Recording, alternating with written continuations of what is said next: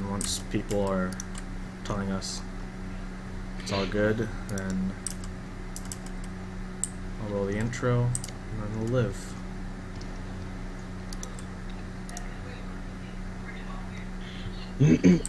So it should be live. Has it popped up in your guys' Twitch yet? Not yet. Isn't there like a 5-minute delay with Twitch? It's like 6 seconds.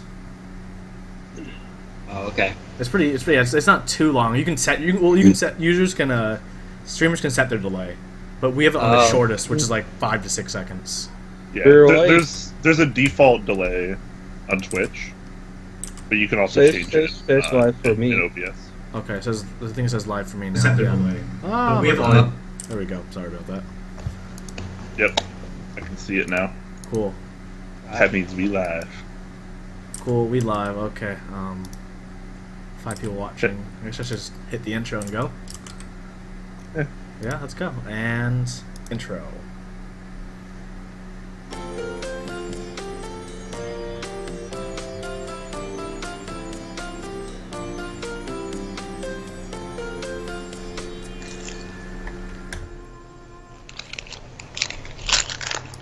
Take us away, Bektour.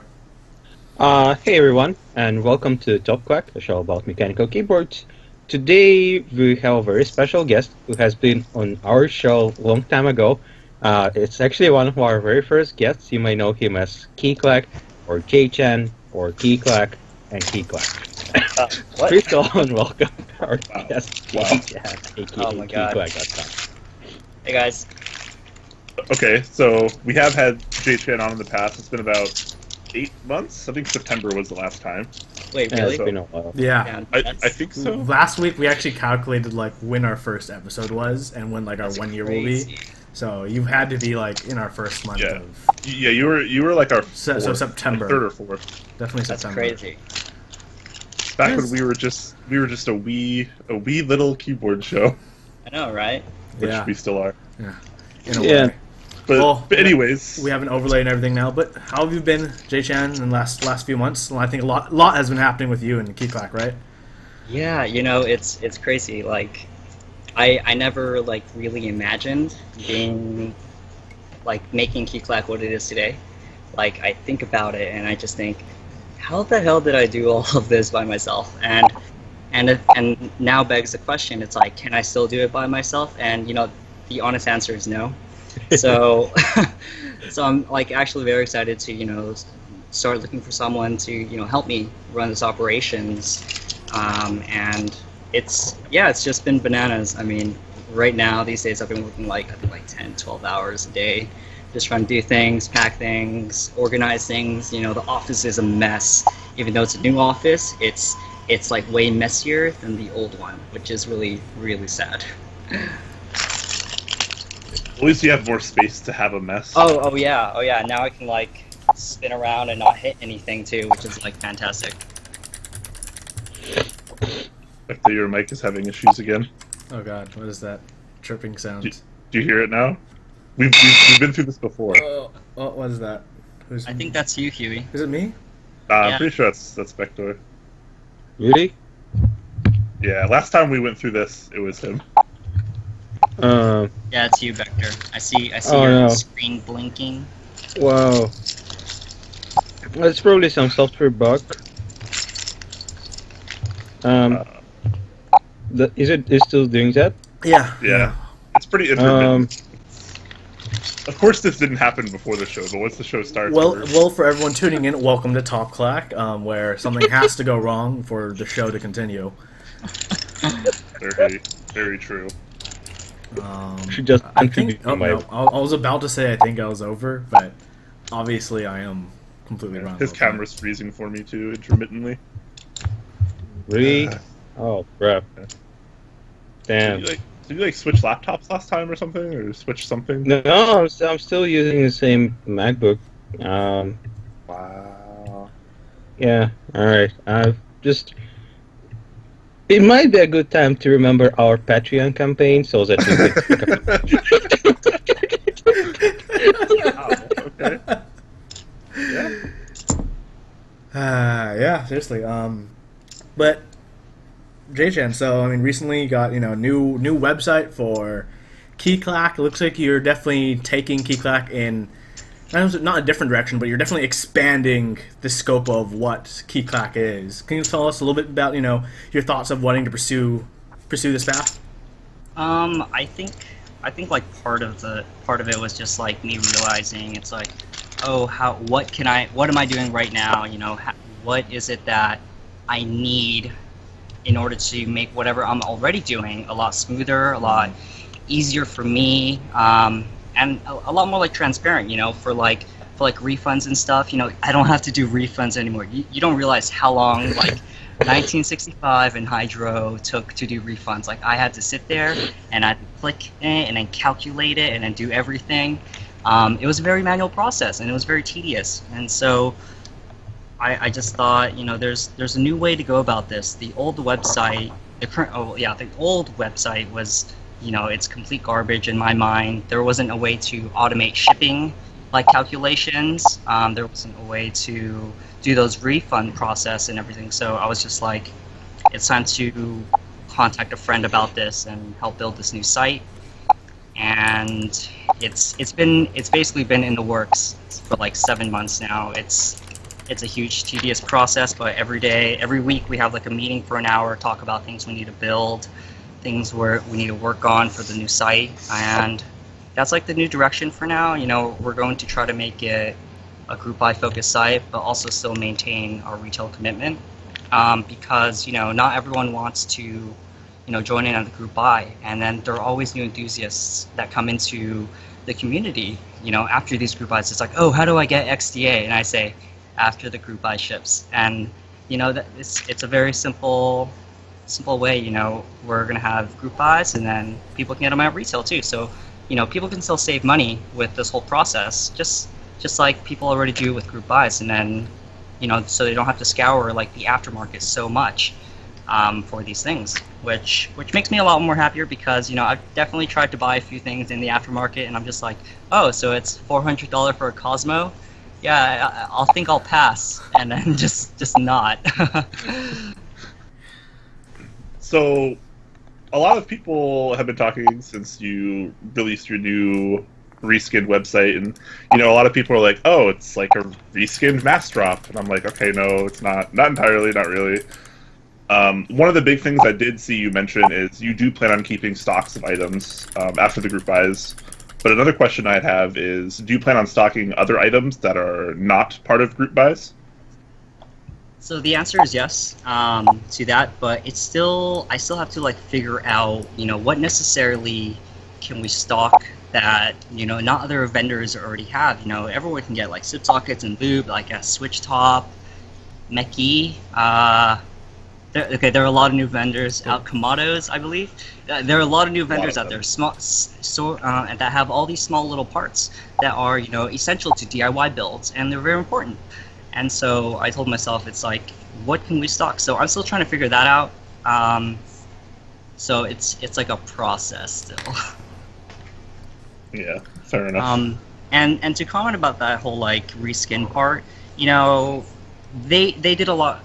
They did a lot of things right, and when I thought about how we can make a very basic down to the core, simple website where it's like unobtrusive to the experience that you get, I basically thought about that simple page, the group buy page, where it's like you can see all the information, you can see the pictures. Images are very heavy, as you guys know on the subreddit. Everyone uses Imgur to upload their pictures, and then people just browse through it. It's very fast. So that's kind of like straight to the point. And if you want to join in, then you can participate. And then that's that. Very simple. We're not going to try to be like, hey, you want to join Oblivion? Well, here's this related thing that you could totally buy. I think that's like a little obtrusive to the process of knowing about Oblivion or knowing about the item that you're looking at on keyclack.com. Gotcha. Cursor TN in chat actually brings up a point that I like to bring up too. He says, I think my biggest challenge is being able to get everything from one place. I end up having to pay shipping on tiny things many times over.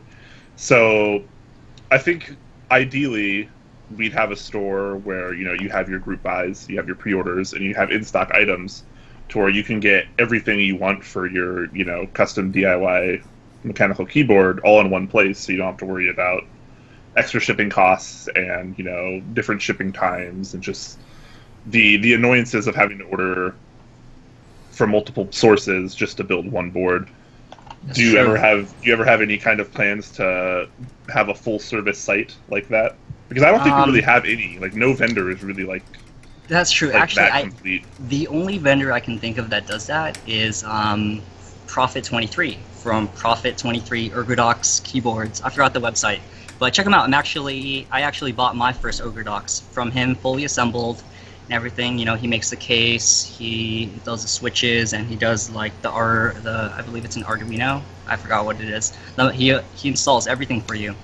And when I got it, all I had to do was just add, you know, keycaps to it.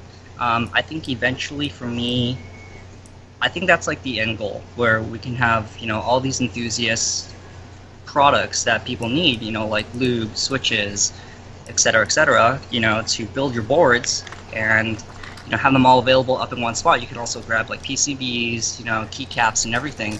But I think part of that, it's a process. Like I said, it takes time. You know, I can't just be like, oh, hey, here's, you know, X dollars, let's bring it all in. It takes time to like organize and sort it and make it easy so that we can just, you know, drop it into a box, slap a label, you know, ship it off to everyone.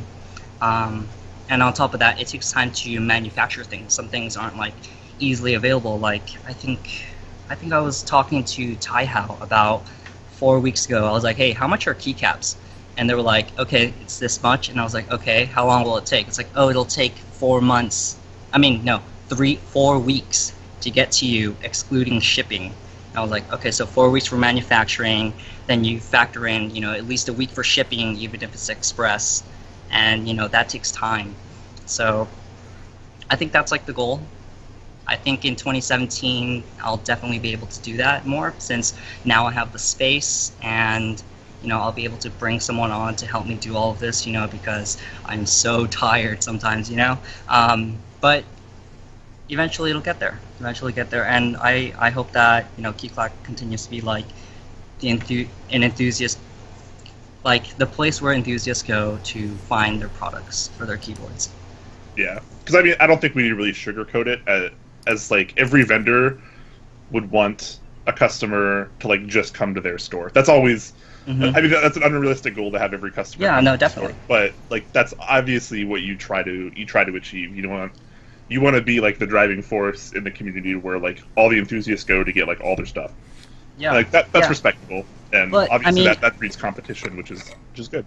Yeah, no, definitely. And there are definitely other vendors that do things a lot better. Like, I believe NovelKeys.xyz, he has over 100 switches or something for switch testers. And I think about that, and I'm like, that's a lot of switches to even just organize, label, and, you know, make sure you pack everything right, you know?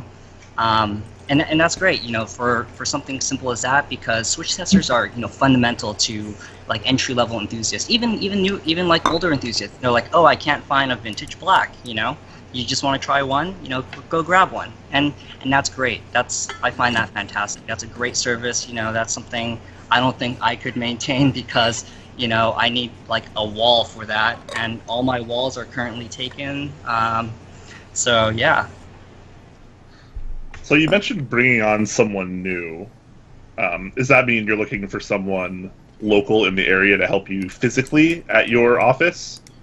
Or are you looking to kind of like outsource some work otherwise? I think, no, it's definitely someone physical in the office to help me. You know, it's the office is more like a workplace where we pack things, where we organize things, where we like work on the next thing that we're going to work on, like the next keyboard, for example, whatever it is. You know, I want that person to basically help me develop the ideas that we have, and, you know, bring new things to the enthusiast community, basically. So yeah, definitely someone physical in the office, you know, because I've definitely thought about it. It's like, oh, can I hire Brian? I was like, I can't actually, because he's like a state over, unfortunately. You know? I'll hold down the Washington warehouse. Yeah, Don't worry. yeah, Brian. Why Yeah, can't you be in Washington. California, man? Yeah, no, Man, just it hop can over a happen. few miles over. You know, you'll be the Canada keyclack, keyclack.ca. Oh man, if someone God. takes that, it's GG already. Oh man, wait, I'm gonna go to Google Domains real fast to go buy it. All rights No, I'm reserved. kidding. Someone's gonna try to sell it to me for like $1,200 one day. I can see it. It actually happened to my sister's boyfriend. He tried to buy a domain that he wanted, like just the .com, because he bought the other one, and then it cost him $1,300, and I'm just like, that's a good game, dude. Yeah. Yep. I can just imagine someone just like hoarding all these URLs. No, Just to sell to people. it actually happens. You know, sometimes if you mistype a URL, it takes you to like a buy domain type of page. It's like black mainly, and it has like a whole bunch of green links basically to try to get you to buy that domain, because you know they're very popular domains, just like they're very popular usernames, like for example Zezima or Tiger. You know, MapleStory and RuneScape days type of people. You know, I'm sure those are very popular. Whatever's IGNs, yeah. Yeah. So, what kind of projects are you working on these days that you can tell us about? Anything upcoming that we might not know already? Oh man,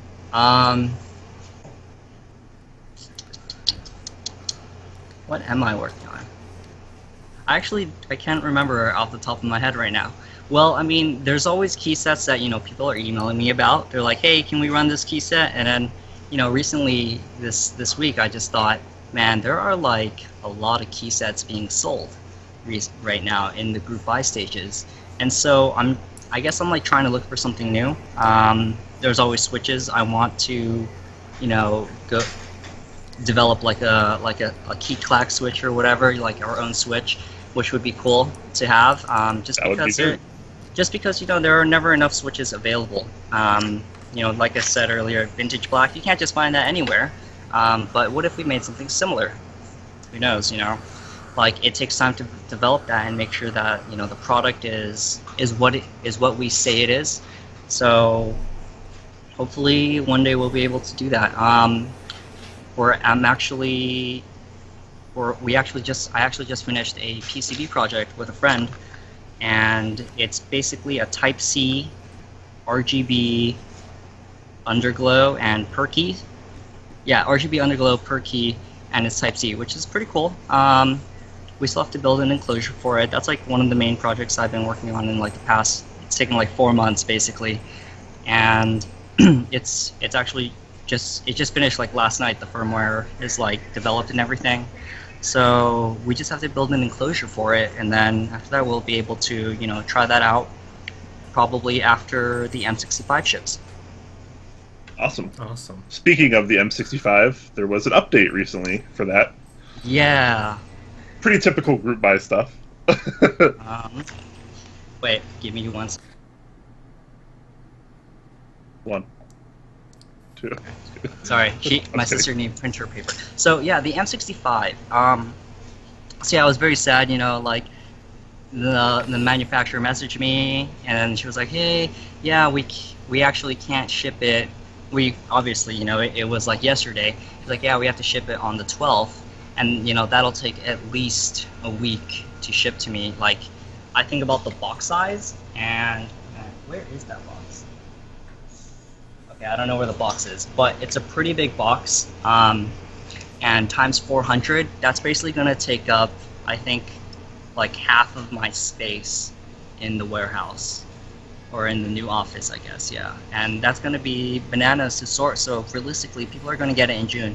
And then a few people message me to like get refunds, which is completely fine, I understand. But it a little discouraged me a little. It's just like, oh, dang, you know, they aren't willing to wait a little longer. Yeah, because realistically, the delay is only an extra 12 days, right? It was originally going to ship to you on 4/30, and now it's shipping to you on 5/12. Mm-hmm. And I mean, that doesn't affect like how long it takes to get to you and how long it takes you to organize and distribute. So the delay is effectively only 12 days. Yeah, so it's kind of odd for people to want to pull out over a 12-day delay. At least that means there's extras for other people who might have missed out and want to join in now. Yeah, exactly. I mean, there's a pro to a con to it. It was just like, oh dang, this person doesn't want to stick it out. But then it's like, oh look, these 300 other people that have been messaging me every other day can definitely get one, or like have a higher chance of getting an M65, which I think is fantastic still. But yeah, it's going to take a while to sort because it's all being organized or put together at the manufacturer level. So it's basically all I have to do is put in the PCBs, which I got today, which is great, and then I just have to inspect it, look for blemishes, etc., make sure all the package contents are there, and then after that, slap it into another box and then ship it out. And that's it. Like, it's not that difficult, especially now since we have more space. I can actually stand and lay things out and not hit the walls or anything. So it's going to be a lot more streamlined, which I'm very happy about. Very, very happy about. Awesome. That's good to hear. Yeah. I can't, like, why would you pull out for a 12-day delay? I think it's just for certain people, like they're like they just I think probably things happen. They just need the money at that point. Yeah, yeah, that's fair. Because it is a big chunk of money for a lot of people. Yeah, definitely. And I don't need a reason. I don't need to know the reason. Whatever it is, that's their own personal matter. Mm-hmm. So if they want a refund, then that's completely fine because I understand that group buys get delayed and people get a little impatient. I definitely get impatient, but I'm so busy I don't even know what packages are coming sometimes. Yeah. We all know, yeah. Everyone who's been in a group buy in the community definitely knows that most group buys will get delayed for the most part. It's just a thing that happens. I have yet to be in a group buy for a keyboard-related kit or product that has not been delayed. I have not had one ship on time. I think I've heard about the Nobrower case. That one was shipped really quick, 8 weeks or something like that. Yeah, 8 weeks. I just thought, wow, that's so everyone's that's miraculous. Yeah, so he's probably going to stick to the same schedule for his round 2 because he has the date. For me, I think the only group I went in that like no delays, everything was super smooth was my compact SQ. This came to me in 2 months flat. Yeah, no, that's fantastic. Very good. This one was great. So I'm kind of considering going on the 75 SQ. We'll see. TBD. Nice. So what can you tell us about XDA Milestone? I know people have been waiting on that a little bit. On that. So today I packed I think like 100. So that was it's a process. Here I'll dance you around the process, okay? Ooh. So everything is totally a mess right now, so just bear with me. So computer, obviously, laser printer, label printer, that one, and then monitor, so I could like hook up my laptop to. I have 3 desktops, but I haven't been able to set any of them up because I need to reformat them and then install everything. So first I print out everything, and after that I put boxes together. Basically, I think I put together 50 boxes at a time, so I don't have to like stop and everything. And then I put in some peanuts into it, and then I look at the invoices, and then after that I basically go like this. I look at it and I'm just like, all right, walk around, space bars, 8 key, ergo docs, black function. Right here on the floor is what is that? That's Mr. President, I think, or something. Black modifiers, and then basically everything is labeled already, so that I can just pick up the kit. I basically have to do one circle, one little dance around. So the black stuff is right here, the red stuff is right here, and then the blue stuff is right here, and then the purple stuff is right here. And then, I mean, there's some stuff that's going to be on the floor because I just don't have enough desk space, and I haven't really thought this out, honestly. And then other space bars are right there on the floor. So I dance around, and then I put everything together, that's one of one order. Yeah, that's one order. I have to do it per order because there are 80 kits, and I have to basically go through them one by one. And basically, I'm going to do 400 little laps around this thing to fill everyone's order. You should get. I hope you get more tables, man. Your back's going to be killing you. Bending down for low ones. I actually wanted to get. I wanted to buy an IKEA top. And there's this like really cool new, every YouTube vlogger person, tech person on on YouTube ever is basically shilling this one right now. It's like the autonomous AI table. So I wanted to try to get more standing desks. Not because like, oh, sitting is the new killing. It's because I just want to stand a little more. That's nice. And I just don't want to sit down. And plus, like, for this stuff, I just can't sit down. I have to walk around to grab everything. There's no realistic way to organize this in a way that I can just sit down and grab everything, So for my main desk, I'm probably going to get another desk. But then today my sister was like, hey, can I take that white desk of yours? And I'm just like, but you said I could have it. so we might have to take a trip to IKEA to buy another one. Unfortunately, they don't make these fantastic ones anymore. They stopped making these like 10 years ago. Or no, I think like 8 years ago. They're like the really heavy Galant desks, and they're like full metal frame, and the top is like really, really heavy, even though it's very thin. It's like less than an inch thin or something, or thick or whatever. The same desk. Yeah, it has like the adjustable legs that you could spin around and stuff. Yep, and it's all metal, and the top is is wood. It's like super that rigid, thick, but it's really heavy. Yeah, it's fantastic. Except like we've had some where the legs broke, where like the leg actually came off. So I was like, oh, that was sad, but it's okay. I mean, we figured it out. Just use like duct tape and then just like spin it around and jerry rig it. Nobody will know. Yeah, exactly. No one looks down there, man. There's no problem. Why are you staring down there? Look at my face. Yeah. My eyes are up here. Exactly. All right. So the people in chat that have questions, save those for later. We will do a Q&A as always. The last 15 or 20 minutes of the show. So keep that in mind, and we'll get to questions later, even if you have questions for Jchan of KeyClack here.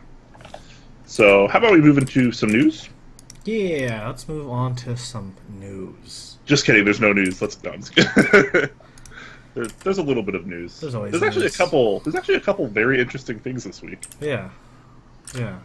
Let's just take it from the top. So I actually saw this morning when I woke up. The GK64. And this made me think of a couple things. I read through the post, and I determined that this was actually a pretty good value by the looks of it. I don't know if you guys have checked out what it comes with for the price, but for $130 or so, you get the PCB, the plate, and the CNC aluminum case, and keycaps, and switches. So PBT keycaps. PBT, yeah, cherry profile by the looks of it, even. They look like Barmillo caps, actually. I mean, yeah. They kind of do, yeah. They do. They look like Barmillo caps, yeah. So, yeah, I saw the pricing, and I was like, wow, this actually looks good pricing. really good for the price. Yeah, this is crazy, because the case looks actually designed fairly well. It's not completely high profile. It looks like it's kind of in between high and low profile. Yeah. I wish it were high profile, but I mean, for this price, can't really complain. Shipping is $18 in the US and $45 Hot swappable elsewhere. switches. I mean, that's pretty important. Yep. So you get hot swappable switches. You get full RGB with dedicated software. Yeah. And it's fully programmable. There's arrow keys on the 60%, which is for a lot of people the selling point, I think, because people don't like giving up arrow keys. But you kind of change your layout because the left shift becomes a different size. Yeah, it seems like there's quite a few pros to this board and not too many cons. One of the cons I did notice is the left shift is 2U. Yeah. And there are, like, no sets that have that. So... Yeah. I think... At least they ship with decent-looking PBT keycaps. I think that's the reason that just why they're going to go with PBT, because if you're going to be stuck, not being unable to replace this 2U shift, then at least let's give you a okay one. Yeah, absolutely. And like you said, the caps actually do look pretty reasonable. Just that shift. If you want to use aftermarket sets, it's going to be a little difficult. You're going to be using your 0 from your numpad right there. Your shifts. That's pretty rip. Also, row 4, yeah. It's the only thing you can use. Unless the PCB supports that you can actually move it. I Actually, think wait, no. someone- But then you couldn't That'd use be your arrow weird. keys. Oh, that's true. The compromises. I think someone it's- told me that GMK Laser is supposed to come with a 2U shift. I could be wrong about that, but someone told me that. And I was like, really? That's a thing? Like, yeah, for 60% with arrow keys. I'm like, oh yeah, that is more of a thing these days. Speaking of that, do you think this particular layout will become the next big thing? Because, hear me out, 65% is very popular right now. Mm-hmm. And why is it popular? It's popular because it's still a compact layout, close to 60%, that has arrow keys. Nobody, let's be honest here, nobody cares that much about the other keys besides the arrow keys. Like That's true. that right column, like, you don't need, like, home and end. I know some people use, like, page up, page down and stuff, but in all honesty, you buy a 65% because you want a 60% with arrow keys. So do you think 65% is going to start dying out and we're going to see more of this 60% with arrow keys? I think maybe initially, until the people who buy these boards want to start getting keycaps, like all enthusiasts do, and they start running into the problem where they can't find keycap sets, and then all the guys with the 65% are kind of laughing their way away from the bank because they're broke from buying keycap sets.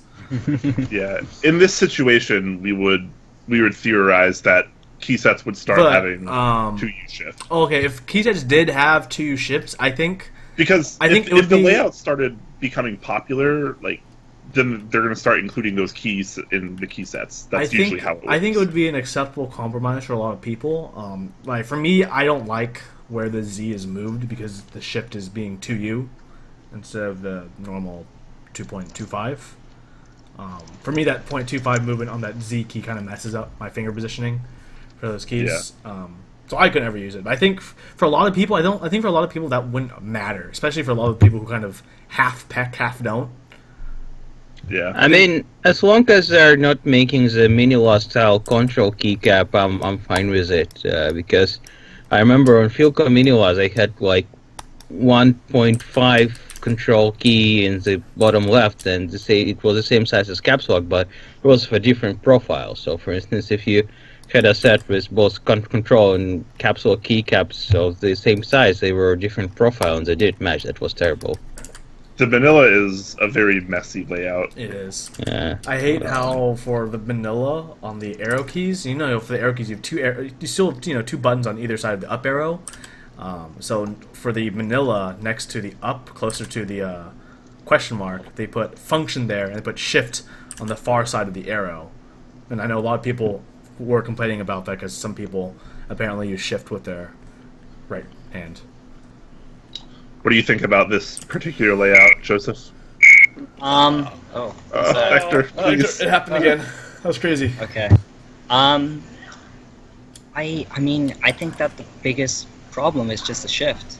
If keycap sets aren't compatible with this, then it really, like, I think you're obviously going to see a lot more people, asking for, hey, can you make sure to include a 2U shift? And that the number of people that actually need it versus the number of people that will actually use it and don't need it, it's just like, they're worlds apart. It's going to be like 5 people that actually need it, and then it's going to be, for example, a GMK set, it's going to be 145 people that don't necessarily use it or will need it. I mean, the value is still there if people are trying to resell it later, but still. I think there's actually a flip side to what you said, Jchan. Like, you're totally right about that, but on the opposite vein, kind of like, I guess, the breakaway child would be, the 65%, which, we all know has become really popular really recently, but until last year, most GMK sets most of them didn't support 75%. And it wasn't until, this sudden surge of 65%, they realized, oh yeah, we need, the row 2 page up, the row 3 page down, the row 4 end, for that 75%. So I think all of that, it depends if these boards do become popular, like the 65%. Yeah. That's what I was trying to say. Which kind of goes back up to Brian's original question, Historically, the board becomes popular, the layout becomes popular, and key sets adapt to it, not the other way around. That's true. You wouldn't be putting out keys that nobody needs. So it always has to come the other way. And so now we go back to the original question. It's just like, will this become popular? I think it can become popular, but we definitely would need an enthusiast grade platform or like enthusiast grade keyboard for this to happen. So, for example, we're going to need a PCB that supports it. We're going to need an entry level case, similar to like the iQnix Lambos, and we're going to need a high end case, the high end 10-pound aluminum with brass weight, type of cases to support this type of model, because you definitely need both ends of the spectrum. Some people are willing to shell out like $100 for a kit, but then other people are like, I want the 10-pound case for $300, and that's fantastic and that's great. So we just need someone to support that platform basically. Yeah. On that same note, though, if you look at layouts like 65% and 75%, there aren't PCBs readily available. Like, you can't just go... The average consumer doesn't just go to a shop like Clack or Originative or what have you and be like, okay, I want that 75% PCB and that 75% plate, because nobody sells them.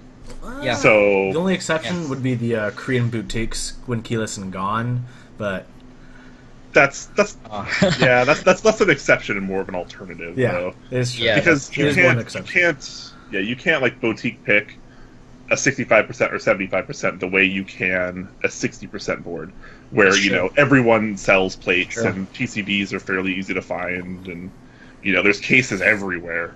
I think for at least 75% is becoming slightly more standardized, especially with the KBD75. And I think most of the customs now for 75% are all using the Win keyless PCB now. So at least they're kind of standardizing that. If they standardize that PCB, then the plate and cases will end up, always be working with that PCB, which is cool. Yeah, that's very true. Very true. All right. So, if you guys like that keyboard. If you're into that, yeah, I think it's interesting. I think the price is very competitive. Although I'm not really sure what it's competitive against, because there aren't really a whole lot of options like this. I think it's hard to touch this one in like the enthusiast community. I think in terms of like overall consumers, I think that this one touches a little better with them, in my opinion, just because it's like, it is fully programmable, but at the software level. That's like the same thing as like buying like a Razer, for example. It's like, I can hook up my Razer Synapse software and sync it to the cloud and everything. So I don't think it's like the same thing. It's definitely a great platform though, but it needs a lot more support to make this type of layout. I think there also is one other very large con in this. He does mention, says important, this is a new design custom PCB and the screw position is different.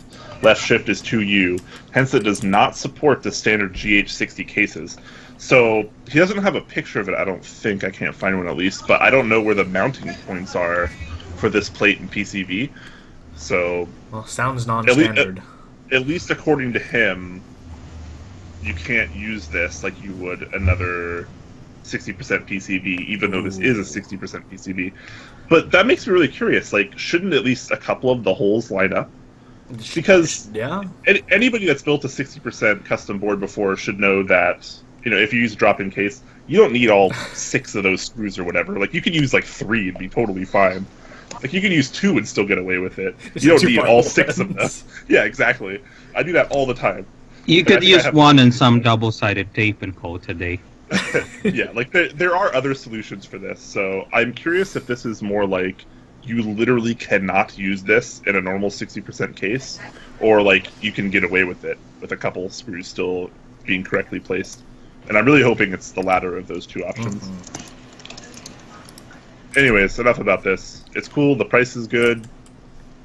Some cons, but again, price is good. Let's move on to something I think everyone's really been talking about now since it's been updated. Pretty hype. The Massdrop Input Club K-type mechanical keyboard. It's just been teased on Massdrop. It's going to be live mid this month for $200. It is 10 keyless mechanical keyboard, full per key RGB, as well as has the side RGB from the acrylic from the sides. The top and bottom are aluminum, fully reprogrammable, USB Type-C, double shot, PBT double shot backlit keycaps and OEM profile, cherry stabs, and Kale switches, which are a little bit different. I actually talked to Hata a lot about this at the NorCal meetup. All the switches. So normally, if for like Kale, the new Kale switches, they have the the box, right, where you can put the where the SMD would go. For Hata's switches, he showed me in the K-type, they have this little acrylic pip that kind of focuses the light through the switch a little bit better, which I thought was really cool. Yeah, other companies do that actually. I believe Zorro switches. Zorro's Actually, one of this is in HHKBBT. I was disassembling one a few days ago. And the keyboard. It's being used for the status LED. Oh, the status LED? Oh. Yeah. And the last thing for the K-type is also hot swappable as well. Yep. So there's a lot of things going for it. Very feature-rich board. Pretty nice design.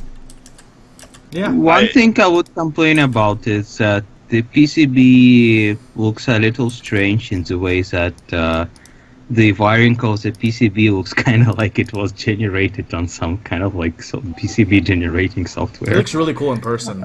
The PCB looks really cool. Kind of looks like the Infinity and the White Fox, and I remember people complaining about Infinity and White Fox PCBs. That's why I'm slightly anxious. It should look the same. They're from the same designer after all. Yeah, that's true. I mean, the bottom line is this is coming out of Input Club, so they tend to release pretty good stuff generally, as far as I'm aware. And you're not really going to be seeing the PCB anyways. So. Yeah. My only one complaint is that it's a low-profile case. Hata has assured me that they'll be at least looking into high-profile cases for this keyboard in the future. We'll see. He was just humoring. They're probably just humoring me.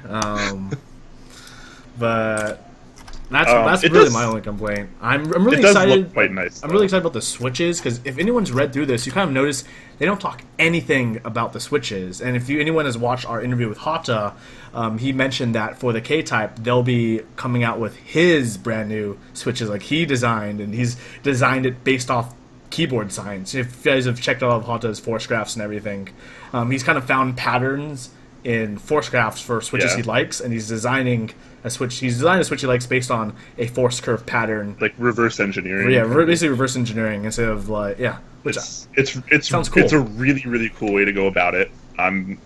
After trying all four of the newest Kaiwa or Kale switches, these are it. That's my theory. They're all really good switches. Really all four of the ones that I've tried are unique. very good switches. So I'm really interested for Hata's new custom switch because he seems very excited about it, and that makes me really excited about it.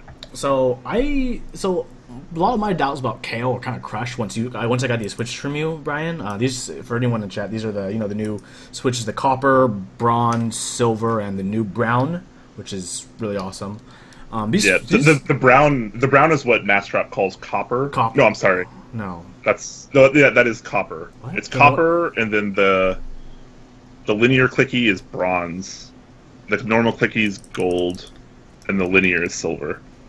Okay. If I'm not mistaken. Okay. I'd have to double check that. Yeah, but they're all really nice, and they're actually really smooth. Like they're all smoother than Gatoron. These are the smoothest switches I've tried from a stock smoothest switches I've tried. These are nice. I like these. So I'm going to be looking forward to them. The copper in particular is outrageously smooth. I need to there's no friction. Score myself 100 of each of those to build boards with. Same. But K-type, what any other thoughts from you guys? I really like it. I'm really liking it. I really like it too. I'm still not sure I'm going to get one. Mostly because I don't know if I can afford one. I do like the fact that it's USB Type-C. The case is really sleek, even though it is low profile. Not my favorite, but the design is pretty nice. The way the light diffuses against the plate looks really good. But wasn't there a similar board sold on AliExpress? There was a similar TKL of this acrylic cutout in between that looked really similar to K-type.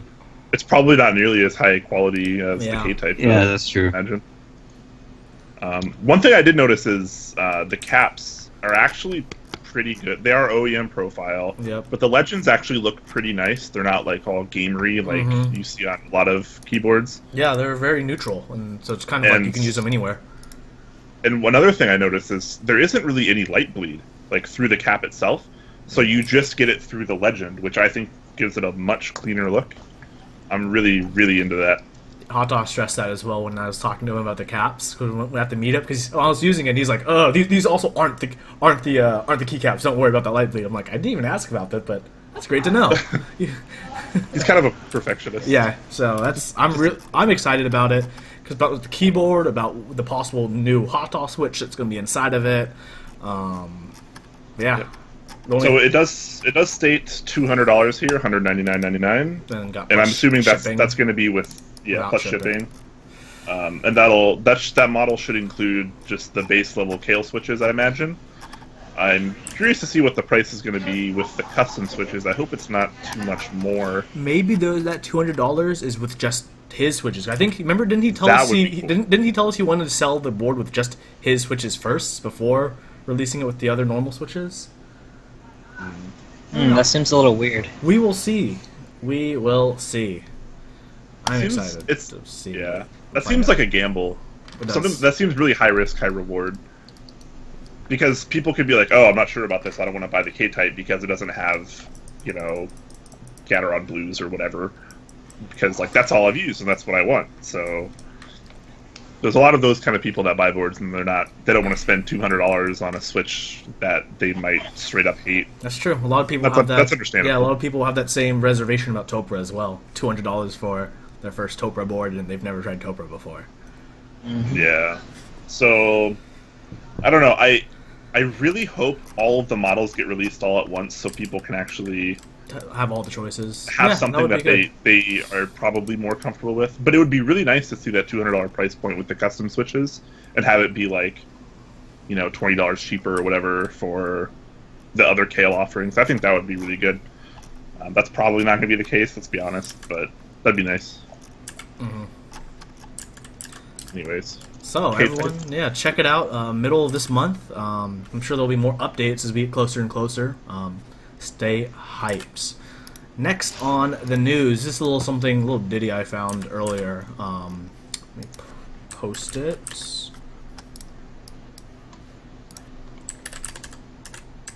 This is the Nui 40 plank layout keyboard by KBDFans. This is the prototype they just showed off a few days ago. So it's just going to be 40%. This is the 3D printing sample they just got, but they're planning on having the top part be aluminum and the bottom be frosted acrylic. So it's going to have RGB underglow, but they're not going to use the a B-face kind of PCB. They're using their own QMK program.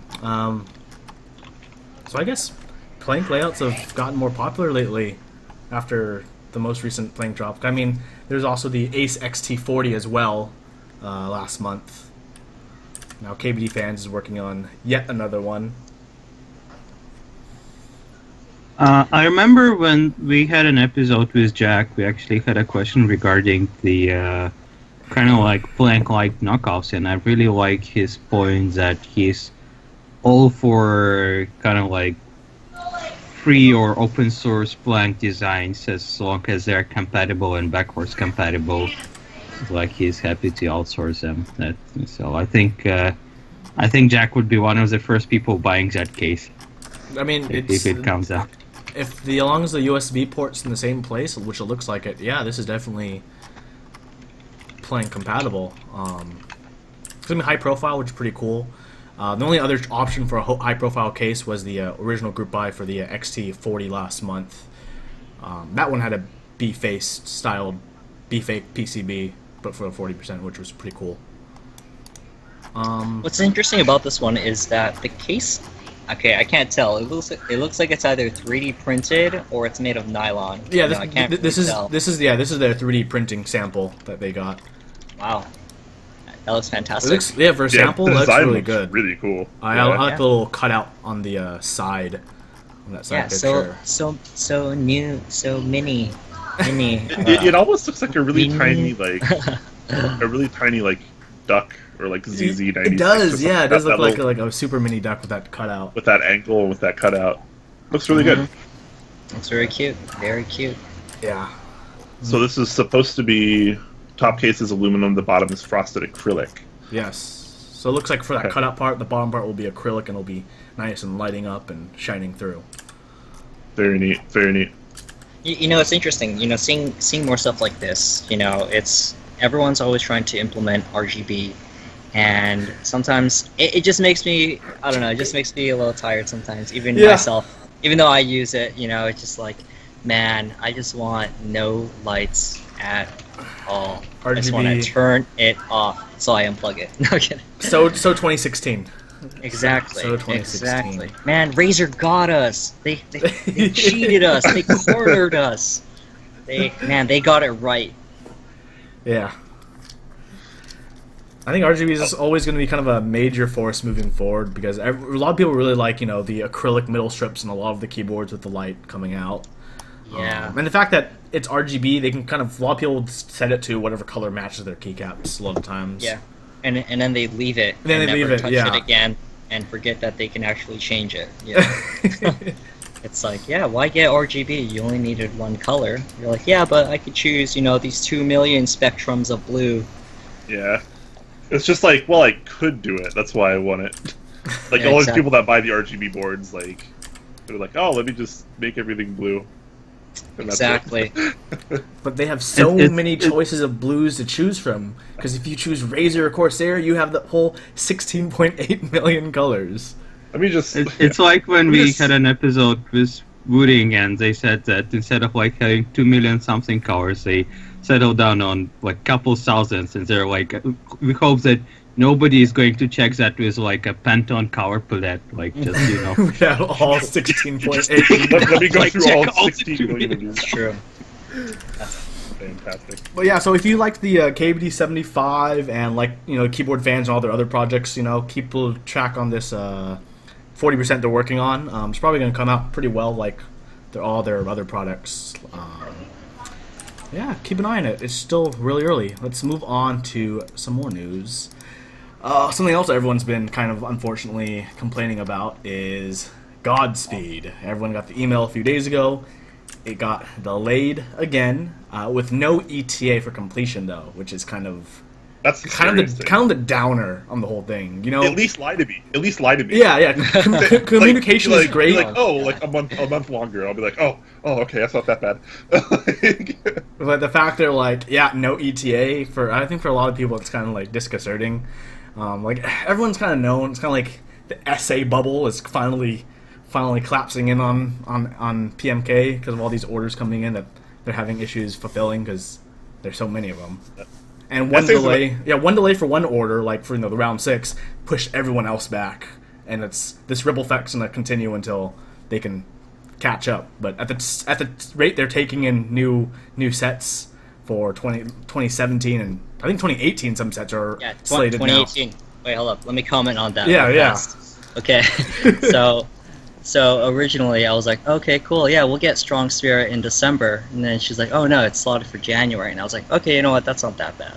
And then I asked about it again if we wanted to do another one, and she was like, oh, so if you want SA, it's actually March 2018, and I'm like, okay, cool, so a year. Okay, that's fantastic. And then I asked about STA, because originally I was under the assumption that it was like, oh, it's 8 to 12 weeks, 2 to 3 months after you pay. So I emailed Melissa about something, and then she said, oh yeah, so if you want DSA, my bad, DSA, you actually get it in September or October in that slot. And I'm just like, okay, so that's a 5-month slot, basically. Kind of long 4 than I to 5, expected. like 4 months, but realistically, let's just say 5. Yeah. And then I'm just like, that's bananas. And seeing other manufacturers like Masterkeys come up is very good. It's very good to at least make Signature Plastics a little worried about their market. But then again, they have stated that the enthusiast market or the enthusiast community is a very small little thing versus like their whole corporate client. Yeah, it's more like a hobby So- project for them. Exactly. Doing It's just PMK like, and entertaining us. yeah, exactly. It's like, oh, they we're want a almost key set? nothing to them. we're almost nothing to them. Exactly. I'm going to make a call right now, actually. I'm going to say that we're going to start to see a pretty serious decline on SA sets in the queue. I think it's slowly getting to a point that we're almost there, where people are just not going to care anymore. They're not going to want to wait a year and a half, 2 years for an SA key set, and people are just like, I'm done. I'm not buying another SA set. Yeah, and that's something that I thought about too. Personally, it's just like, not even like as a business thing. It's just like, if I wanted to buy, this new key set that's out, it's like, when will I get it? And it's like, will I even still be interested in that key set, or will I even still be interested in, the enthusiast part of keyboards? It's like, there's so many key sets out there. It's like, am I really willing to wait a year? A year is a long time, and a lot of things can happen. KeyClack can burn down and everything. It's like, I could work somewhere else. I could, Reddit would fall, whatever it is. It's just like, life moves on, and sometimes people are just like, oh, look, this showed up. When did I buy this? Oh, a year ago. There's only so long that people can wait. I think Brian stated it best. A few episodes ago, Brian, you always, we were I think you ordered Godspeed too, right? And you mentioned to us, like, it's been so long, like, you don't even, like, want the set as soon as it comes. Like, it's not even interesting to you anymore. Because That's what happened been so long. It's been so long since you were interested in it, where when it comes, it'll just be like, Yeah, exactly. Like, I only waited, like, 5 months for Pulse, or 6 months for Pulse, or something like that. And, like, by the time I got it, I was like, I don't really like this set anymore. I'm sorry. But I was so stoked for it when it came on Massdrop. I'm like, yes, buying it now. I need that. It's amazing. Then I got it, and I was like, and I sent it to Jchan. Yeah. I think. Yeah, you did. You gave it to me at the Seattle meetup. Oh, yeah. Yeah. See, that's how much I care about so the long set ago. right now. Yeah, and I just, it's strange. Like, you can't ask people to wait a year and a half, 2 years for a key set. A year is really pushing it, I think, for an SA key set, and it's only going to grow. So I'd argue 6 months is pushing it for any key set. Yeah, I was trying to be generous. I think that there's a point that's, I don't know, like, the SA train's is still going, right? I mean, right now it's still going. I think the SA train's about to crash.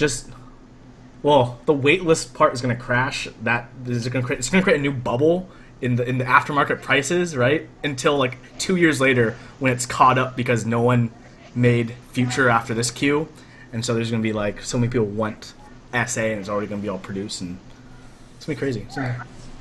Yeah, it's just. I think it's about to crash. I think we're going to have a very long break from new SA sets. I think we're going to be seeing like $300 SA sets on Mech Market for the next few months as soon as they start shipping.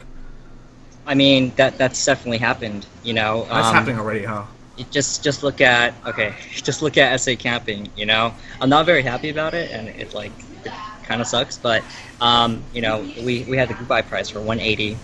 At retail, I sold it for $250, and then the next day, when someone PMs me about it, they're like, "Hey, do you have any more?" It's like $350 on Mech Market, and I'm like, "I just shipped them out like 2 days ago. This guy already got it, and just flipped it." I'm just like, "Oh, that makes me very sad," and it's something that's uncontrollable. It happens in like the shoe game, the whole Yeezy thing or whatever it is. I'm not super into that, but that's something that we have, scalpers, like ticket scalpers, etc. I tried to buy Ali Wong tickets a few months ago, to see her in an LA show. My sister got them for $60, and then I had to pay I think $100 for them, and I'm just like, this sucks. But I really wanted to see her show, so I just went. You guys should watch her show on Netflix, by the way. She's a very fantastic and intricate woman, Wait, is this the one with Baby Cobra? Yes, watch you it. Heard watch that show that's on Netflix? Yeah, it's in the audience. No. She makes an update to that. So she makes okay. Yeah, so she tells you what's happening now, and then she's obviously not pregnant anymore. So yeah, it's very fantastic. I resonate with her so well. I'm just like, yeah, that's true. I don't want to work anymore. I'm just like, that's just so funny. Everyone should watch it. If you know some Asian stereotypes, I think you'll still enjoy the show, even if you're not, Man, those Not stereotypes are golden working gold in even it. for me, even though I'm not really that Asian. I mean, as in, like, straight up from Southeast Asia. Yeah, no, it's a really relatable show. Wherever you are, I think it's a great show, and I would pay just to go to another show and support her and see what's happening new in her life. I don't want like a YouTube vlog thing. I want a small little segment. A Netflix special. Yeah, no, exactly. But yeah, no, back to the SA thing. I think that the bubble won't really burst as long as like Max Key still produces more sets, etc. People are going to still want those sets, and they want to try SA, but they don't necessarily need all the novelties to everything. They just want the colorway. It all goes back to the root. It's all about the colorways. That's true. It's true. Well, hopefully for a lot of the people out there who do enjoy SA, hopefully for everyone out there who does enjoy it, production picks up. I know a lot of people have a long time waiting, or in the case of Godspeed and probably other sets, unknown amount of time waiting ahead. Yeah, and I'll go back to that comment you made a few months ago about the other Godspeed delay. Godspeed, more like God slow or something. I don't remember what it was, but I remember it made me chuckle. And when I saw this new update, I thought of you, dude. Thank you. God slow. That's fantastic. But let's talk about some, I guess, I don't know if it's happier Massdrop news, but other Massdrop news, which Miami Dolch DSA. Some of you may have been following this on Geekhack for quite a while. This set, I think I've been I've known about this set for like the past year and a half, but now it's finally available for purchase. Interest check for a long time. It's Miami mixed with Dolch. The alphas are a little bit different colored, a bit of a bluish tint to them, which I think works really well with the color of the Alpha Legends. Personally, I don't know if I'm gonna get it myself. Price looks decent. For us to cover a 60%, it's what 40 plus 25. So that's just 60%. It's not bad. And another 15 on top of that for TKL. So prices are decent. Yeah, that'll drop down a little bit more if those two hit the second MOQ. Yeah. Second price drop or whatever. But it's nice to see another DSA sets. Don't see them too often. Yeah. Yeah. I mean, no, it looks great. That blue tint looks fantastic. I think it's definitely the right way to go, especially because everyone's always like, oh, here's another Dolch. Here's pink Dolch, yellow Dolch, red Dolch, blue Dolch. Whatever and it is. All they're doing is changing the legends. Yeah, exactly. But this one, they're actually changing the keycap color, which it's another step forward. Yeah. And I like that. Yeah, and actually a new thing that's not really related to DSA, but this specific page was that when I saw Thesis Camper's new renders, I was like, man, he keeps getting better and better every single time I see them. These DSA legends or these DSA caps, they have a lot more texture to them. They look a little noisy, but I think it looks like accurate to what you'll actually pretty much get. I think the only one he overdid was the space bar. It was like over noisy, but like all the other caps, I think are definitely spot on. They look fantastic. Yeah. Anyways, the estimated ship date for this is towards the end of October, so about 5 months away, a little over 5 months, that's kind of far. Which is kind of far, but it's more reasonable than 2018. It's like on the edge of a set. So like January next year. I'm just trying to make a joke about this piece production. We know. Does the fact that their SA production line being backed up affect their DSA line? I heard that it doesn't. It shouldn't. It's different machines. Yeah, it's unless they have a shortage of staff to work both machines at once. That's why I was asking. I don't know how many people they employ there, and I don't know how many people it takes to work on. Unless that's a scenario, they shouldn't be impacting each other. But it looks like it is, with it being 5 months out. That's a bit of a distance because usually it's like 3 months, right? Yeah, usually it's around 3 months. I mean, I know they've been restocking their own DSA. They still been producing the DSA Dolch. They've been restocking that on their shop pretty often. So I mean, they're definitely still using their DSA production line and working their own stuff. Yeah. Huh. Interesting. They have, according to LinkedIn, they have 11 to 50 employees. That's a pretty wide range. Yeah, it's a wide range. That's very Yeah. Sometimes it's 11, sometimes it's 50. It just Yeah, it varies. You know, it's like, Yeah. it's like, oh, no SA sets. Oh, we'll go 11. Anyways, Yeah, check that out if anyone's interested. Decent price. It's on Massdrop.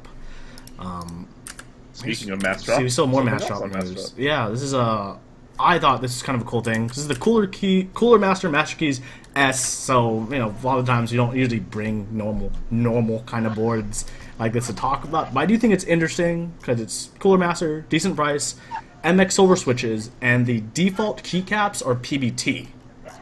Yeah, the legends look pretty good From too. Cooler Master, yeah. So this is I think this is the first keyboard Cooler Master's had where the stock keycaps are PBT, which I think is great for a lot of people. And this is the Master Keys line, not the Master Keys Pro line. So it won't have the RGB lighting, but you do save some money there. This is only $90 shipped to the US. Yeah. It is free shipping to US, so that's pretty cool. And you get the PBT keycaps. The build quality is probably pretty decent, like it always has been. The Cooler Master makes pretty decent build quality products. They do. Yeah. And my favorite part about this one, no LEDs, no lights or anything. It's just simple. Super simple. Yeah. I think the only thing for some people contention is, what do you guys think about the LED indicators being where they are? Some people like them. That bugs me actually. Yeah, I some want people them don't. above the insert, below the print screen or whatever. That's where they should be. It's not a deal breaker for me, but I would prefer it in that other location. I've noticed a lot of cheaper boards have been doing that. Like if you just go on like Amazon, you just look up mechanical keyboards, and you see all those Chinese ones. A lot of them kind of follow that where they like having the indicators above the arrows. I've noticed. You know what's the craziest thing about this drop? The shipping is only $11 to Japan, which is very surprising because usually it's like at least $20 or $30 for a keyboard this size. Huh. I wonder if that means, is this going to be distributed directly from Massdrop? Or is there in some world does this ship straight from Cooler Master to the consumer? It says all orders will be shipped by Massdrop at the bottom, so I'm pretty sure it would be. Maybe this is their new shipping coming into play.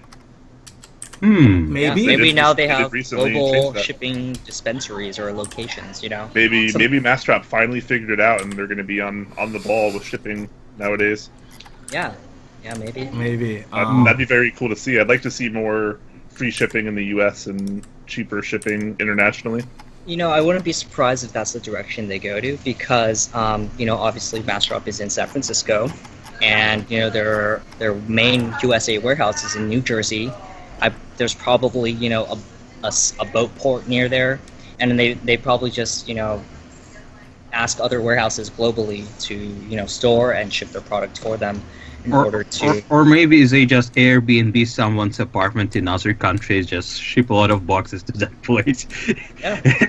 And ask somebody to go to the post office and ship them. If that makes sense, and if someone's willing to do it, who knows? Who knows? Yep. So if you're into a simple, clean, aesthetic TKL, this one's pretty reasonably priced, $90. Or if someone who's coming into the hobby and they're like, hey, I'm looking for my first mechanical keyboard and I heard your mechanical keyboards. Can you help me out? I'm a gamer. This might be a good keyboard to recommend them if they don't want LEDs. They want a solid build. But they're gamers. They need the RGB. But you can sell them on the speed switches. Yes, that's how you get them. That's how you get them. God. Yeah, which regrettably is the only switch that comes on this keyboard. Yeah, as regrettably for this drop. Although this not that the speed is necessarily a bad switch, but it would be nice to have a little bit more variety than just that one. Definitely, but I do hope they do push a keyboard line that's kind of like beginner or mid tier that will be PBT keycaps all the way through. I think it's yep, and just disregard LEDs and yeah. I mean. Well, one of the biggest things I wish that they had at least on these sleeker, simple keyboards is that the option to expand. I guess it's is it possible to solder my own LEDs in, and or even it's like, does it have the ability to install SMD ones or something? You know, whatever it is, I wish there was like a little more flexibility with it, with a keyboard. Kind of like, you know, the whole PC thing. You know, it's like, oh, you want to upgrade your hard drive? You know, get an SSD. It's like, oh, okay. Oh, you need more RAM? Okay, cool. Pop out your 2x2s, pop in 2x8s or 2x4s or whatever it is. Just, you know, that expandability and is like everything to me. Exactly. To me, I don't know. It's just options, you know? Definitely. Okay, so this is more self-promotion than news for our last topic. But starting tomorrow, I'll be selling some stickers. If you're a weeb. If you're a weeb with a keeb, like I am. It's going to be for the blue Switch. They're for my waifu Switch sticker series. Future designs I have coming up is for the red Switch and brown Switch. Those designs are done. I'm putting in the order tonight. Also have another sticker I've been working on. That's not a part of this series, but this is going to be a keyboard-related slap I have coming up. They're going to be $8 shipped. I'm going to ship them in an envelope. Just throw a stamp on and ship it anywhere in the world. I mean, the farthest you are away from me is, you know, a few stamps. $8 for how many? One. Oh. Yeah. Okay. Yeah. It's $8 for a sticker. They're really nice, bumper sticker quality, waterproof. Yeah. Very nice. Very nice. Very nice. So if you're a weeb like us, check those out. Be on the lookout. So it's about time to start our Q&A. So everyone in chat, I know there's been a lot of there's not. I'm about to surprise everyone. Really? We have another giveaway. Oh, we do. Oh, We wow. do. Another one? I was just informed about 20 minutes ago. Oh. That Dave of mechkeys.ca would like to give away an acrylic mech mini. Oh, awesome. With stabilizers and switches. So what up, Dave? Thank you for the giveaway. Thank you so much. I guess I need to get my thing ready, huh? Yeah, pretty awesome stuff. Cool. I like these. I really like these surprise impromptu giveaways because it means that people, like, we didn't drag people in here, like, expecting a giveaway. Like, they're here, they're watching us, they had no idea of it, and they can win something. I like that. Even I had no idea of it. Like, just only I do. Yeah. You know, I secretly talk to you guys every Friday because I'm hoping for a giveaway. But this is great. Thank you so much, Dave. So if you want to join this giveaway, say something in chat, and it's 7:12 now. So at 7:14 or 7:15, I will be rolling to see who wins. So all you have to do is type something in chat to enter into the raffle. So far we have 5 people entered. And like 40 so say something in the chat watching. while I explain a little bit about what it is. So if you're not familiar, the Mech Mini is a staggered 40% acrylic sandwich style board.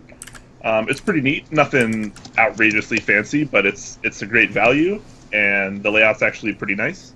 And he is giving it away with stabilizers and your choice of either Gateron browns or Gateron yellows. That's something you can work out with him, or I'm sure you could put in whatever switches you want, because it could be a kit as well.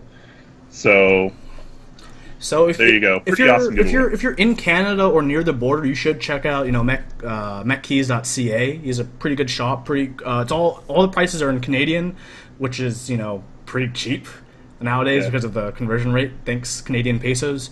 Yeah, there's been some times where I go there and I look at a kit and I'm like, oh, this is kind of overpriced. So I do the conversion. I'm like, oh, it's actually really cheap. Yeah, so keep that in mind if you ever go on the site. It's all in Canadian dollars, which is a lot lower than the U.S. at the moment. But he's a great service. He's a great guy. I've talked to him quite a bit. He's been on the show as well. If you want to check out the past episode. Yeah, thank you, Dave, so much for throwing this in. He also has other keyboards. He's working on a TKL right now, I think. But he also offers other keyboards in his on his sites. Yep, he's got some things in the works. Yes. But Mech Mini is one of his newest things that he just recently received, and people have been receiving them. I've been seeing a lot of pictures on RMK about them, so yes, that's pretty cool. Okay, Joseph, is your camera okay? You've been like frozen for so long. Oh, I don't know. Am I still there? You're kind of. We can hear you. No, we can hear you. Now, we've gone black. We're back. We got you back. Hey, all right. Now we're good. It's because of my friend that called me on Facebook chat or something, and then it like disabled it for some reason. Whatever the reason is. It stole your camera. I don't know. No, it's a Messenger for desktop, so I use like my own app. You know, just back to the days of AIM. I really enjoyed having your own like an individual software just to chat with. So I prefer that over like going onto Facebook, because you know Facebook is literally just all just advertisements and news, you know, these days. So I just can't go on Facebook.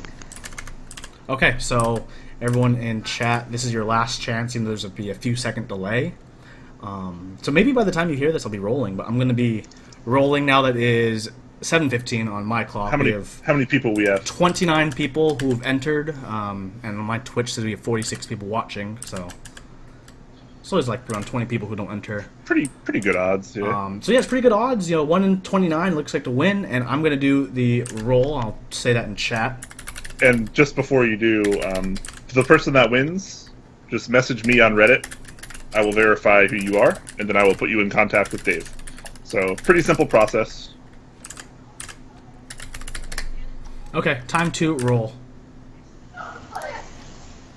The winner is Ippy9932CD. I know that guy.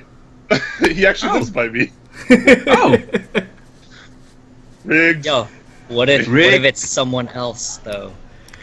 With their username. That's his username on Reddit, I'm pretty sure, too, and in my Slack chat, so I'm assuming that's the same person. Well, it'd be pretty odd if it wasn't. Congrats, IP9932CD, on your new Mech Mini. Don't forget to PM. Yeah, Brian, I'll talk to him. Yeah. That'll be a really easy contact, assuming it is the same person. So yeah, message me on Slack if you are, who I'm pretty positive you are. And we'll get that started. Yeah, he actually he's so nice. He gave me a ride to the last meetup. So normally for the meetups in Seattle, I have to take like a ferry over, and then like drive a while, or I walk. For this one, I would have had to walk a little while, but he's like, no, I'll grab you on the way. It's like, that's cute. That's nice. That's nice. It's not every day you get picked up. So good prize goes to a good guy. So that's pretty cool.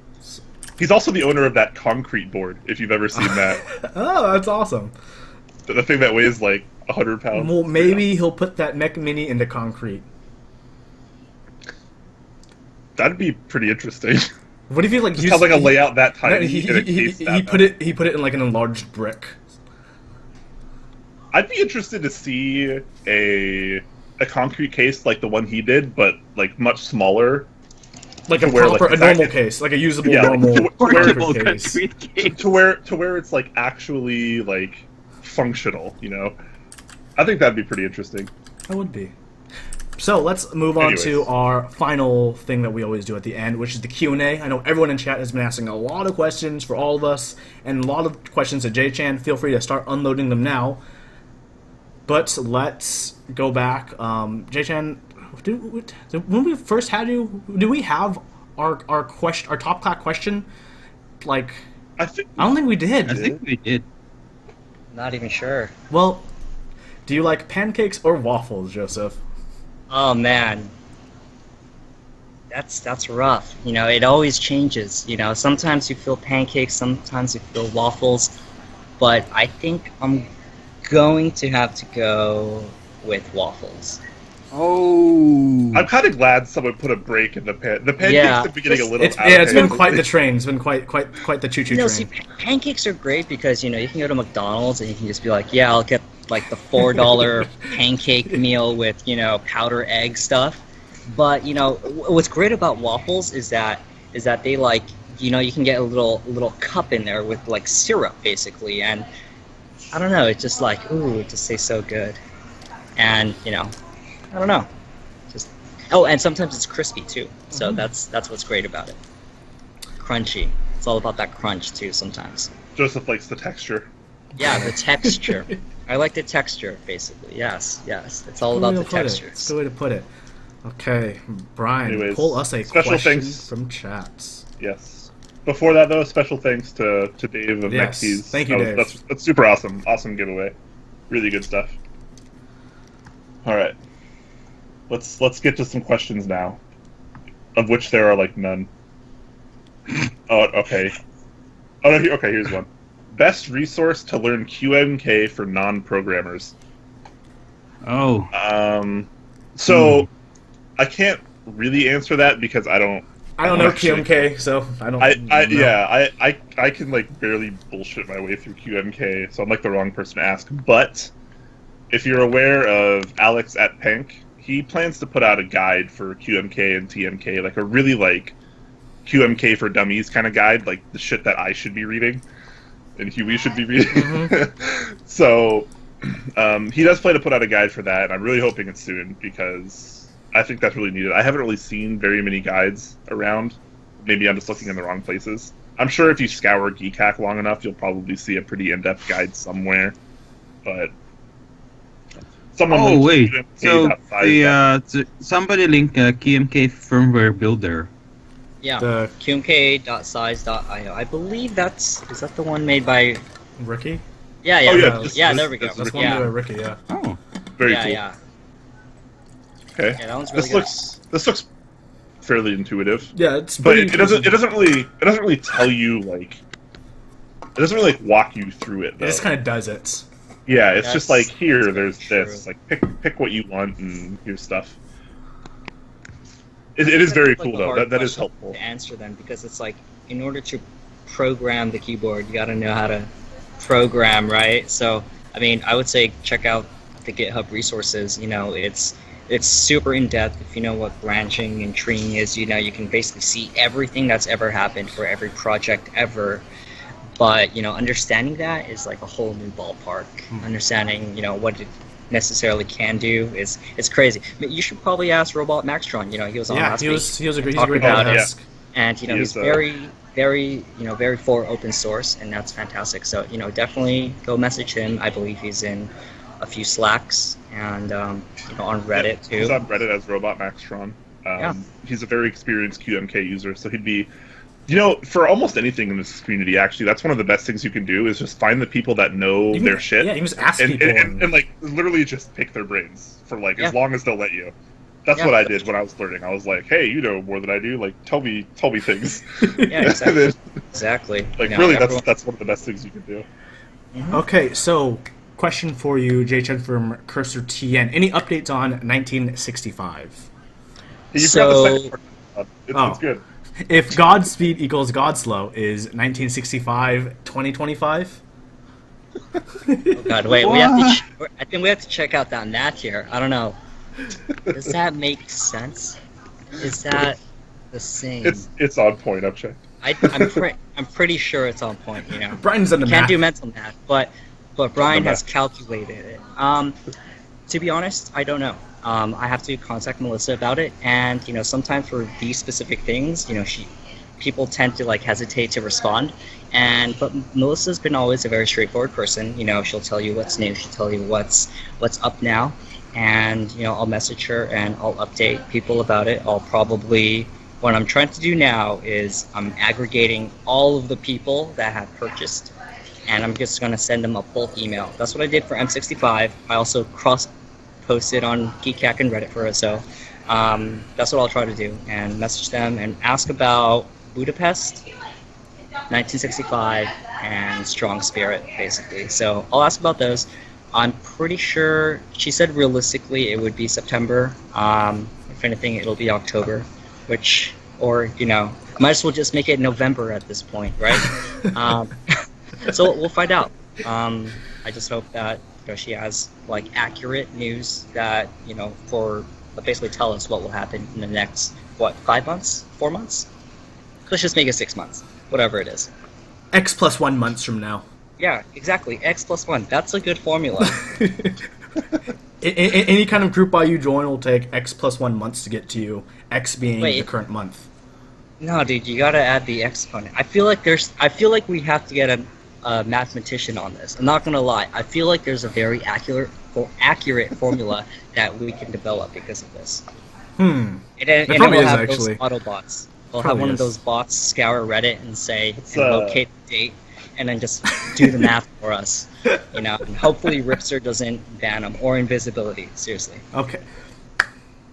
NS790 asks, being that SP is so backlogged, do you guys think at some point SP should stop taking orders for SA and or DSA until they can resume normal production? I think instead of them stopping orders, taking orders, I think people should stop submitting orders. Because, I mean, SP has no reason to not take an order if they're going to be paid, even if people aren't going to receive their keycaps, you know, and you also have to realize, to a company like Signature Plastics, timelines are irrelevant. They're going to have the work regardless. Timelines, like, they're going to be producing it, and, you know, to other manufacturers that actually, like, use their keycaps, like industry, like, businesses and stuff that actually use Signature Plastics for what they normally do, like, that wait is totally fine. And it's only ever really a problem for the enthusiast community like us, because, you know, we're just going to complain about it because, oh no, we have to wait. So, yeah, I don't think that's ever going to happen. As long as they can get the work, they're going to take it because money. Yeah, no, I agree with that, you know, 100%, that, you know, they won't stop taking it until one day where, you know, that industry gets disrupted, you know, and Masterkeys, like I said earlier, has definitely made moves on that, but it still takes a long time to get into where they are with manufacturing, you know, just novelties. Novelties are huge, you know, and Masterkeys won't produce them unless it's like $1,000 per novelty, because they want to make a full steel mold. But Signature Plastics uses brass, which is, I think it's like, what, $50 per novelty, which is honestly not that expensive. So yeah, it's definitely going to take a little while for someone to disrupt that. You know, it takes a lot of venture capital or capital to make all of this. On top of that, manufacturing power, plus, you know, quality control, everything. It's going to take a while. And Signature Plastics isn't going, I don't think they'll change anytime soon. Definitely. Yep. Major Dookie asks, what animes do you guys like? Oh, that's interesting. We were talking about this right before. Yeah, we were talking about this. This is a pretty good question. Yeah. Right before, yeah. I've watched so much anime that I don't really pick anymore. It's hard to pick. I just, like, I use MAL, my anime list, and, like, I just give people my list. So they can be like, okay, I see you like and dislike. How many titles you got so far? I have watched 161 titles. Nope. A lot of that is... a lot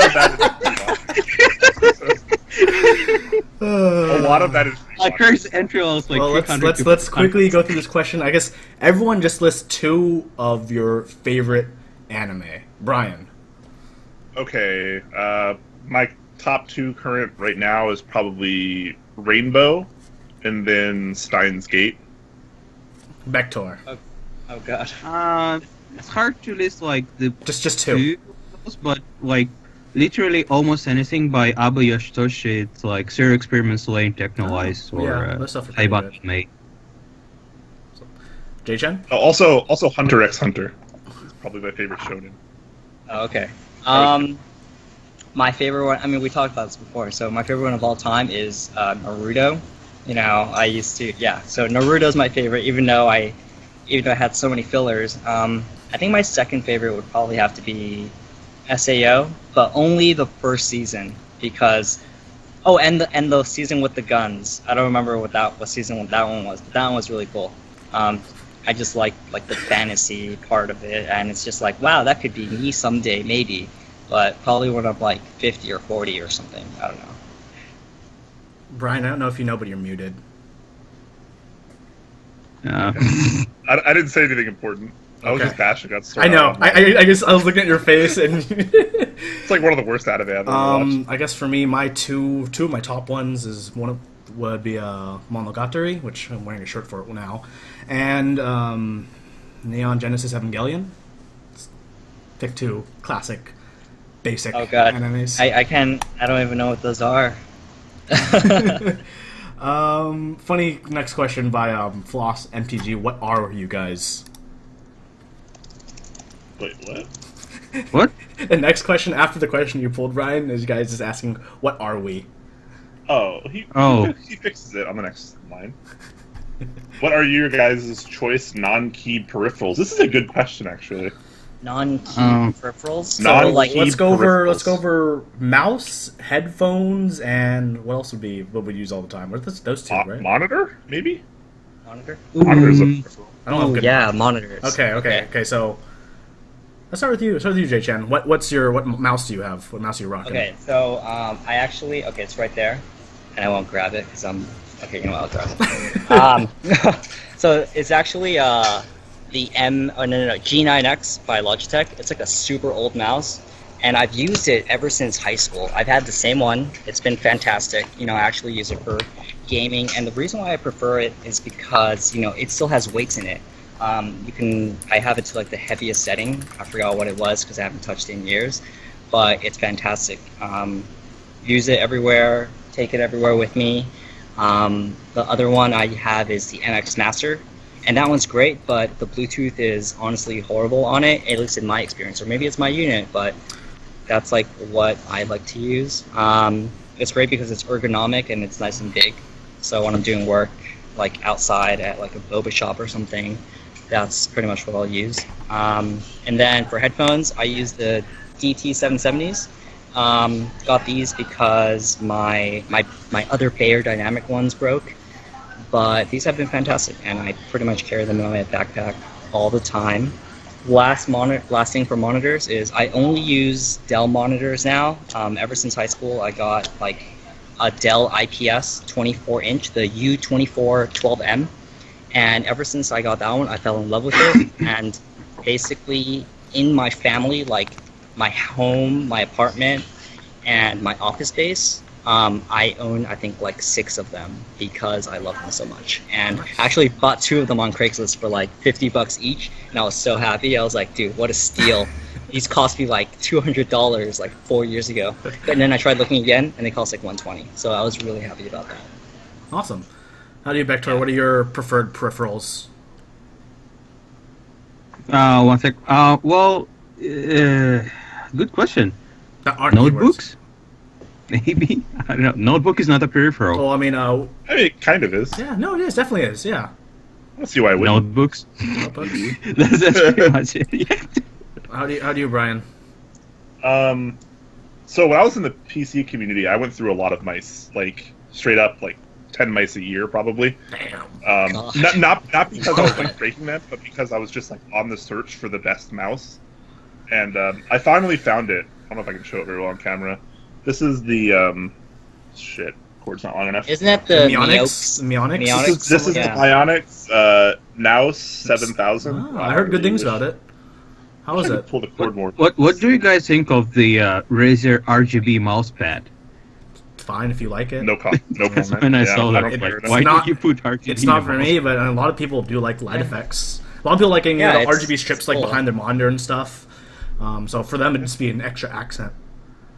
Yeah, I think that like those RGB things, they're just distracting. You know, it's like oh hey, for example, like I'm pretty sure Razer probably has this feature. It's like, oh hey, you know, if someone's messaging you with your phone, you know, your mouse pad can blink red or something. It probably has that. Oh, no. So, you know, it's like, hey, you're playing Overwatch, and then you're like, oh, bing, bing, bing, bing, bing. You're like, oh my god. And you get like epilepsy or something like that. Yeah, here we go. There you go. The mouse. I got the cable working.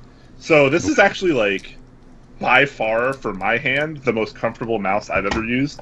It legitimately has a spot for every single one of your fingers, which I've never had another mouse do. That's a really big deal to me. Comfort is like my top priority, but it's also really nice. I mean, it has a PixArt sensor, just like most other like higher end stuff these days. So I like it a lot. It's really comfortable, and the matte, like the rubberized matte kind of finish on it is really nice. It does have RGB, which I don't really care about. I've left it on like white for like, the longest time. That's the thing about RGB. I ended up always using white too. Yeah. So this has been like my end game mouse right now, and I'm pretty into it. Pluggable's about to release a new mouse, though, their first mouse as far as I know, and I'm really excited for that because, as you might have known, we've had Josh from Pluggable on the show before. He's a really cool guy, and they do a lot of cool stuff. Speaking of peripherals, I'm using a Pluggable mic right now. I really enjoy it. It's really simple, really good value. And let's see what else. Mice. Cans. Oh, okay. So this is just a set of what the hell are these? HyperX. Yes, HyperX. Who makes that though? HyperX. I think HyperX is the brand. I think HyperX is the there brand. A parent company? Okay, whatever. So yeah, these are HyperX Cloud 2s. Not a high-end headset by any stretch of the imagination, but they actually work pretty well. I picked them up for like $70 like 2 years ago or something, and they sound quite nice. And they're really feature-rich. They come with like the leatherette, or I think these are actually real leather, maybe. Come with the leather cups, and they come with a velour set of cups. And there's like a boom mic too, but I'm not using it. And yeah, there's that. Oh, for my monitor, I use wow, the model number always escapes me because it's just like a bunch of letters and numbers. It's the Acer monitor that came out like 2 years ago with it's 1440p, G-Sync, 144 hertz, IPS, 4 millisecond response time, all that jazz. It's like XG, then like a bunch of numbers or something. Anyways, I'm all about that. Kingston! Yes, thank you. Thank you with the chat. I'm not crazy. It's Kingston HyperX, not just HyperX. You guys can all go after yourself. Okay. I guess next is for me. I use MX Master for my mouse, nice and simple. My headphones are the Philips SHP 9500. I really like them. Pretty cool. My microphone is a Blue Nessie. I have the cord cable, the cable coiled, so I can't really bring it out too much. Sorry for that noise. Is that the dog that hates everybody who's male? I don't know. Jchan, you are muted, by the way. I don't know if you're talking to us. Yeah, I know. Okay. No, my friends are next to me. Oh, so, okay. this dog is actually my sister's boyfriend's dog. Her name is Vitamin. Hi, Vitamin. She's actually a pound dog. So she gets scared very easily, but she's super friendly. You know, all she wants to do is just be hugged and everything. So she'll like climb onto you and stuff while you're working or whatever. Just like you're sitting and she'll just like jump on top of your lap. It's bananas. Is that different dog from the one I've seen last year? Yeah. That's right. Okay. Yeah, the other I got dog pretty is scared by that. somewhere in the office, somewhere. Okay, Brian, what's the next question? Let's roll through there's these. A couple more. Yeah, let's try to wrap up here pretty soon. Cursor Tian asks, Jchan, how much of an advantage is it to your business that you speak Chinese? Could you run KeyClack without it? I definitely think that you can run a business, doing like international import and manufacturing overseas without knowing Chinese particularly. A lot of manufacturers actually have someone that actually speaks Chinese within their sales department because they realize the importance of having that. Not only on top of that, but like that individual that they have on their team usually wants to learn English as well. So it's beneficial to the employee, and it's also beneficial to the manufacturer, and it's also beneficial to anyone else that wants to do manufacturing overseas. You don't necessarily need to know Chinese. It's definitely a lot more helpful, but it's not like a deal breaker with a lot of people. There will be communication barriers, of course, but those can be easily overcome with time and semantics. Knowing how to understand what other people mean and what you actually mean. Like the same word can totally mean different things to people.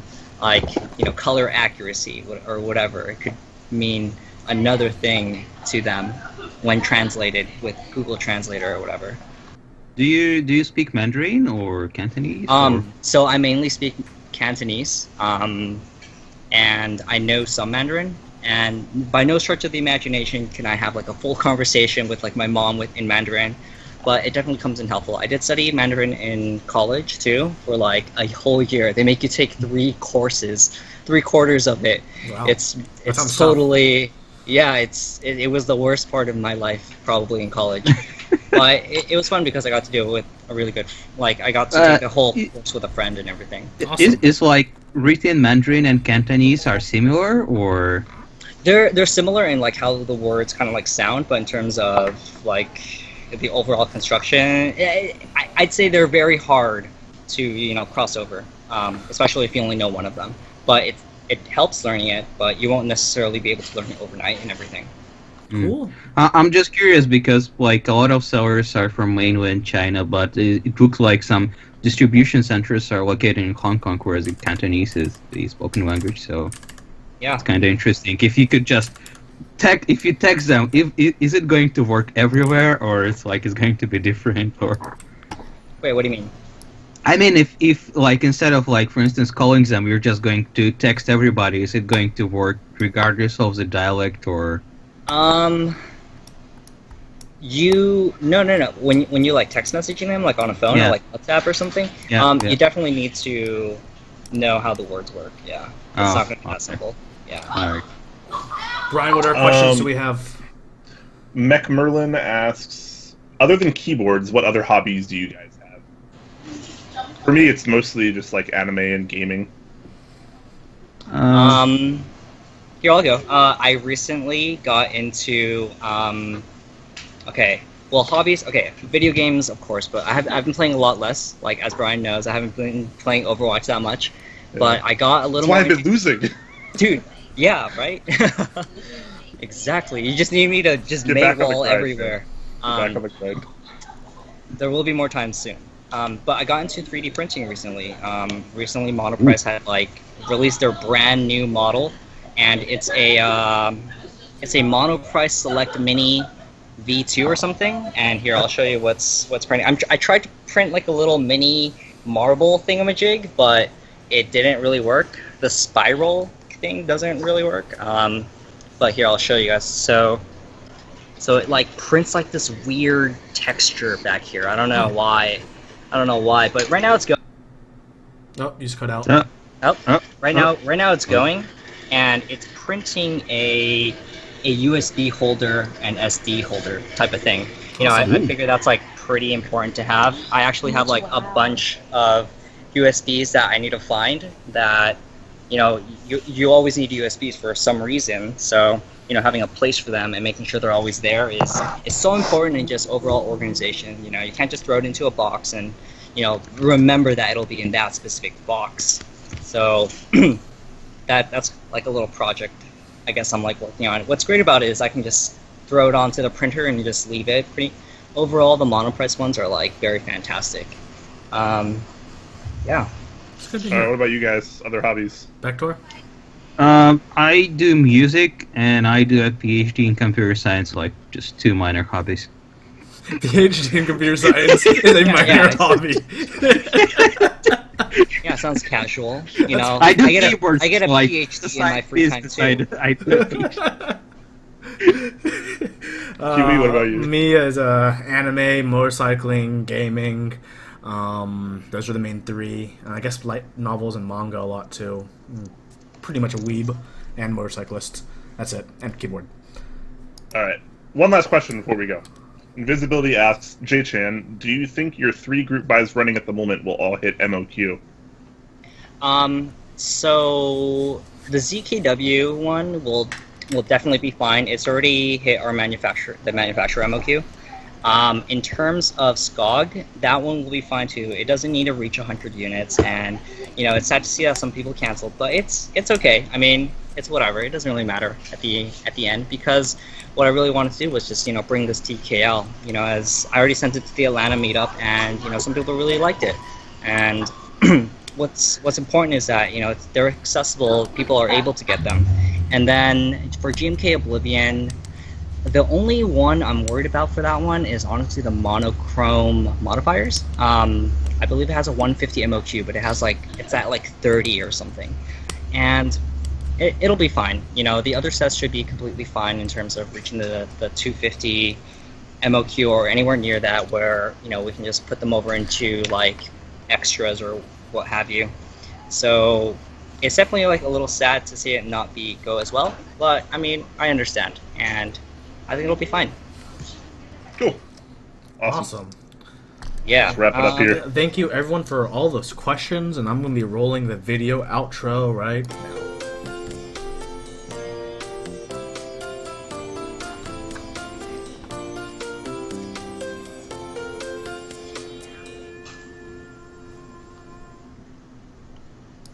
So thank you everyone so much for watching Top Clack this Thursday. Thank you Jchan for joining us once again. It's awesome to have you on the show, and it's great to see things have definitely been improving for you quite a bit since we last saw you 8 months ago.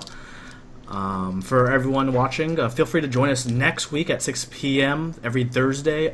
Please check out our Patreon or other social media. You know, if you like what we're doing, and you know, you might have a buck or two you want to send our way to help Bektour, Brian, or myself improve hardware and other stuff, as well as help pay our commissioned artists for our overlay and other things.